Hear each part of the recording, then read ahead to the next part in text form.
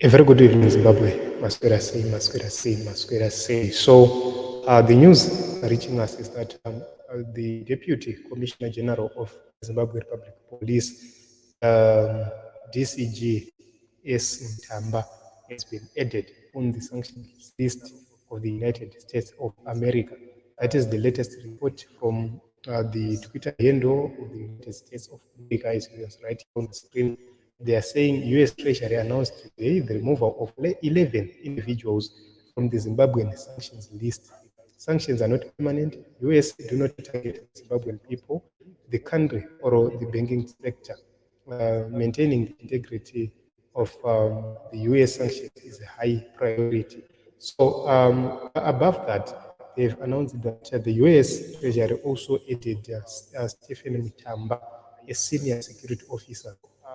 And this is what they are saying here. They are saying that for his actions that undermine Zimbabwean democratic processes and institutions, the United States stands with the Zimbabwean people against human rights abuses. So this is the latest report from the United States of America Embassy Twitter handle.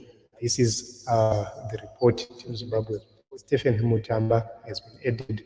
I think he's Deputy Commissioner General in charge of crime in the nation of Zimbabwe. And we've seen various reactions from various groups. Let us take a look what the Zimbabwe anti-sanctions had to say. Okay, Anzi, where did you prove, Anzi, what did you try Stephen Mutamba to prove him guilty of human rights abuses? This is punishment without trial. Kangaroo court. This is the response from Rutendo Manyarare, who is the chairman of the Zimbabwe anti-sanctions. So what are the reactions, guys? There's a lot of reactions coming in after this announcement from the U.S. United States of America.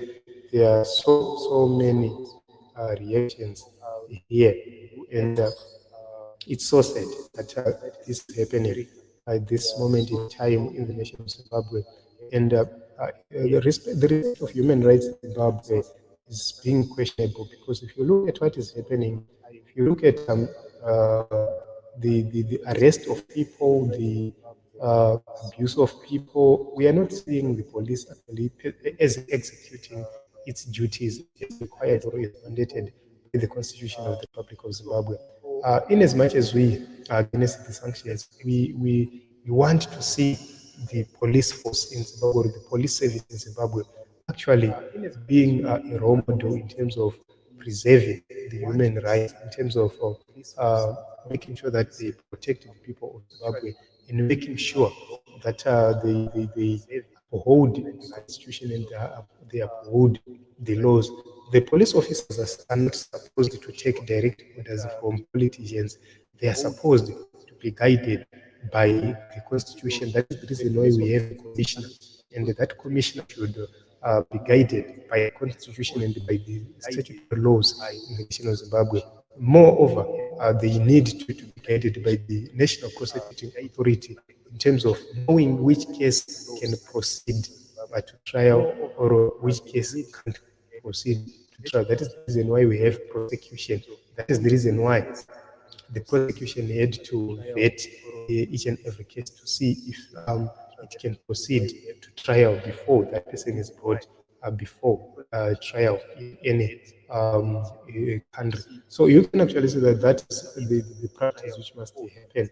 And the reasons why the United States of America has put Stephen Mutamba on sanctions is because they say that he violated certain human rights, and they published a list of what he did in terms of the human rights abuses. So let me try to put this on the screen so that you see their reasons why they put Mutamba on the sanctions list.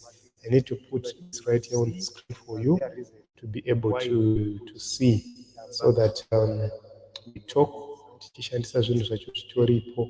Okay, Right, here it is. This is the US Department of Treasury page. As you can see right here on the screen, this is the page of the US Department of Treasury. And they are saying Treasury takes action in Zimbabwe. And that is the headline here. So they are saying that the reasons why they've placed Mr. Stephen Tamba, who is the Zimbabwe Public Police Deputy Commissioner for Administration under sanctions, is that over the past 2 years, he's taken actions that threaten and undermine the legitimate political parties who oppose the policies of the ruling Zimbabwe National African Union Patriotic Front, the ZANU-PF party. And they are saying in March 2020, Mutamba supported Zimbabwe Security Services' use of pressure and the intimidation on prominent opposition figures. Also in 2020, Mutamba supported the uneven enforcement of a COVID-related curfew, encouraging security forces in the to limit opposition activities, and did not allow for foreign national officials located in Zimbabwe to meet with the Zimbabwean opposition parties or civil society groups. In 2021, Mutamba advocated that vote tallies not be displayed outside polling station locations, and that international observers should not be allowed to monitor the 2023 election. It is imperative that ZANU-PF allow for participation across the political spectrum in next year's elections, said Under Secretary of the Treasury for Terrorism and Financial Intelligence, Brian E. Nelson. So they say that the United States continues to stand with the Zimbabwean people against unjust actions against political opponents or assaults on Zimbabwe's democracy by ZANU-PF. So this is what they have said, and the implications are that all properties or businesses in the name of the said people who have been added on the sanctions list are to be confiscated or are to be freezed as soon as possible. These are the implications right here on the screen, as you can see right there. Those are the implications according to the U.S. Treasury, and so I've tried to actually give you what they have said in relation to Zimbabwean sanctions, which were placed on the senior official Stephen Mutamba. It's so unfortunate that we continue to have our people being placed under sanctions, but the problem is with the politicians, is with those in leadership who continuously make police officers, law enforcement officers, who continuously put them in a tight corner and give them instructions are political instead of actually letting them do their job. I blame the politicians for that.